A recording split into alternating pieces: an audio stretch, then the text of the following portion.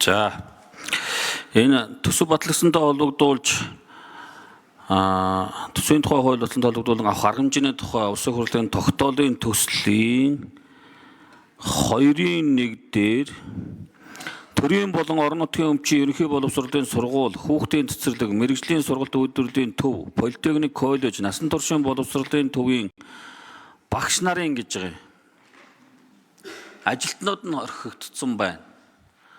Тэгэхээр эх жил он гарангуудаа нөгөө цалингийн нэмэгдлүүд нь ажилтнуудын, үйлчилгээний ажилтнуудын үйлчлэг, сантехникч, одоо цахилгаанчин, жижүүр, манаач энэ улсуудын цалин мөнгөний асуудал нь орхигдож гин гэж ойлгохоор байна уу, яахаар байна уу? Зөвхөн багш нар нь орж байгаа юм шүү. Тэгэхээр эн чинь одоо бас нэг хэсэг улсуудын, салбарын нэг хэсэг улсуудыг орхигдуулаад гээгдүүлээд явах гар байна. Тийм учраас энэ багш гэсний араас ажилтнуудын гэдэг үгийг оруулах. Ингэж явж иж боловсролын салбарын багш ажилтнуудын цалин мөнгөний асуудал одоо бүтэн цогцоороо шийдэгдэнэ. Тэгэхгүй бол энэ авах арга хэмжээний тогтоол дээр гээгдсэн байна. Энэ одоо санамсруугаар гээгдүү. Үнэхээр одоо санаатаагаар гээчүү. Энийг нэг тодруулж өгөөч. Хариулж өгөөч. За энэ хариулах. Наранбаяр сайд. За энэ тогтоолын төслийн бид бас урьдчилж хараад санал онлоо явуулаад ажилтны гэдэг үгийг оруулахаар ажиллаж үзсэн.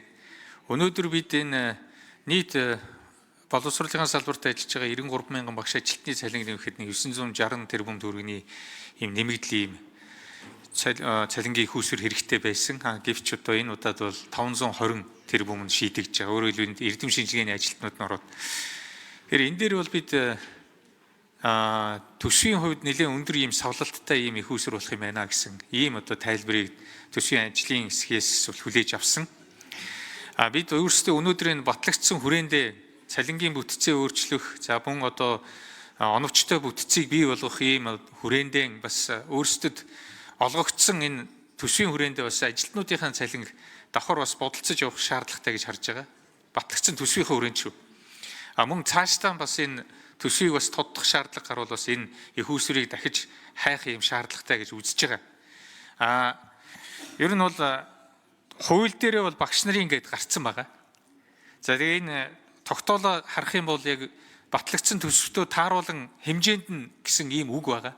Ийм учраас зүгээр яг ажилтны гэдэг үгийг нэмчихэд энэ дээрээ бас төсвийн хүрээнд өөрсдөө салбарын хүрээнд бас ярилцаа шийдээд явах боломж бас байна уу гэж харж байгаа. Зүгээр ажилтны гэдэг үгийг нэмчих бас боломж хэрвээ байвал бас энэ дээр бас оруулах зүгээр гэсэн ийм одоо байр суурийг бас салбарын сайд үед барьж байгаа.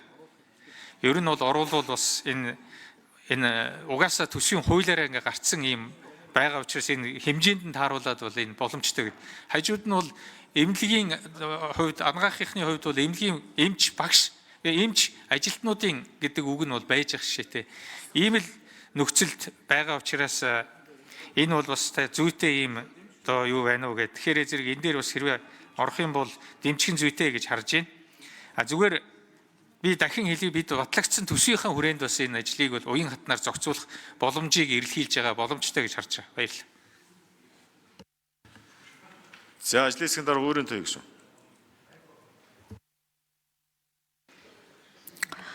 За ажлын хэсгийн хүрээнд энэ асуудлыг ярилцаагүй ш яригдсан. Төсвийн ажлын хэсгээс орж ирсэн тооцоо судалгаанд үндэслэж төсвийн ажлын хэсгийн оруулж ирсэн саналын дагуу бид энэ хууль тогтоомжийн төслүүд дээр ажиллаж байгаа. Зөвхөн нэг үгийн тухай асуудал биш л дээ Наранбаяр сайдаа. Энэ үгийн ард 400 тэрбум төгрөгийн асуудал яригдчихэж байгаа. Яагаад тэгэхээр төсвийн хууль дээр одоо та сая хэллээ 520 тэрбум төгрөгөөр цалингийн асуудал нэмэгдсэн. Энэ бол багш нарынхаар тооцож одоо боловсролын яам, сангийн яам, ажлын хэсэг дээрээ хамтдаа тооцоолоо хийж багш нарын цалингийн өсөлтөөр тооцож төсөвт оруулж батлуулсан дүн. Энэ дээр ажилчид гэдэг үгийг одоо ажлын хэсгийн хувьд дэмжиж гэдэг юм оруулчихад 400 тэрбум төгрөгийг хаана гарах вэ гэдэг асуудал үүснэ. Өчигдөр боловсролын яамны бас холбогдох санхүүгийн одоо хэлтсийн дарга ирж уулзсан. За энэ асуудал дээр гүйцэтгэх. За өөрийн төвийг шүү. Гүйцэж хариулъя. За энэ асуудал дээр төсвийн тодтгол орох үеэр одоо зохицуулаад хийя, батлагдсан төсөвтөө эхний хагас жилдээ багш ажилчдаа нэмье гэдэг зүйлийг ярьжээ.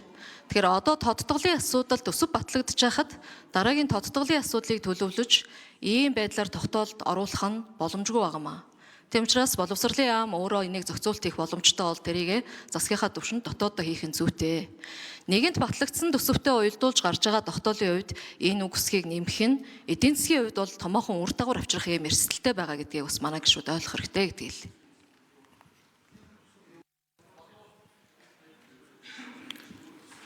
За, Нарбаяр сайд.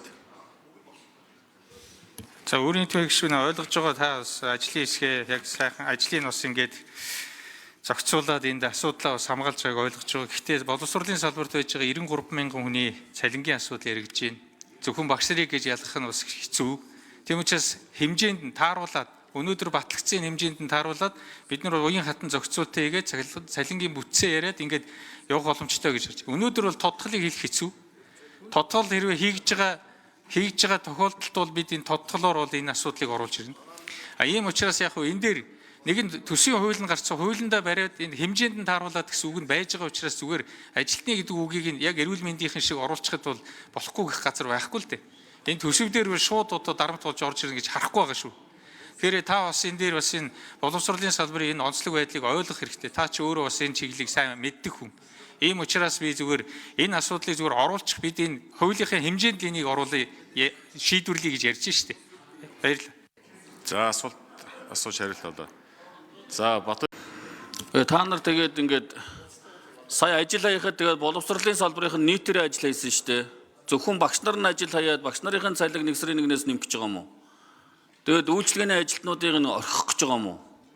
Тэгээд дотоод цалингийнхаа төсөвтөө багтааж нэм гэж тийм төсөвтөө багтааж нэмэх сургуулийн байгууллагуудын төсөв тийм хүрэлцээтэй цалин төсөв байхгүй байгаа. Тэгээ та нар энийг ажлын хэсэг дээр сангийн яам засгийн газар яаж одоо ингэж худлаа багш нар боловсролын салбарыг ингэж худлаа ярьж оруулж ирж байгаа юм бэ? Одоо бүгд нэг сарын нэгнээс цалингаа нэмүүлэн 50% нэмэгдүүлнэ гэсэн ойлголттой байгаа шүү дээ. Бид нар ч гэсэн тийм ойлголттой байсан шүү дээ. Гэтэл одоо энэ дагж байгаа тогтоолоор бол зөвхөн багш нарын 50% нэмэгдээд салбарын ажилтнуудын цалин бол нэмэгдэхгүйгээр ингэж орж ирж штэ. Тэгээ худлаа дундаа ингээд хоёр биенийгөө яриад ингээд дунд нь ингээд асуудал ингээд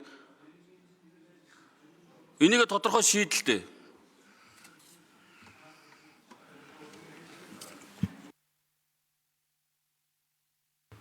За, өөрийн төвийн гишүүн. Энийг сайн тодруулж өгөөрэй. Гэхдээ Наранбаяр сайд одоо тэгээд нөгөө ажилчдын цалин нэмээгүй нь миний буруу юм шиг юм яриа суугаад байгаа юм. Энэ чинь салбарын яам таны ажил шүү дээ. Та энэ тооцоолоо хийгээд төсвийн ажлын хэсэгтэйгээ сангийн яамтайгаа оруулаад тооцоолоо бодиттой гаргаад энийг төсөвтөө суулгаагүй ижиж одоо ийм асуудал над руу яриад идэх нь ямар учиртай юм бэ?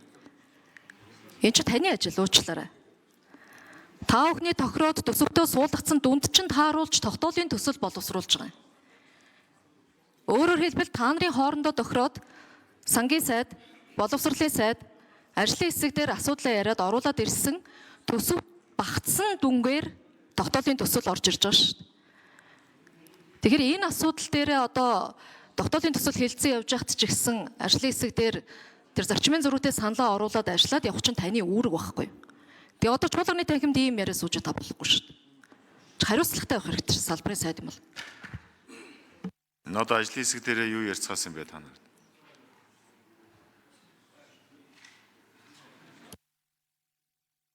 Батбаярын Жаргалан гишүүн.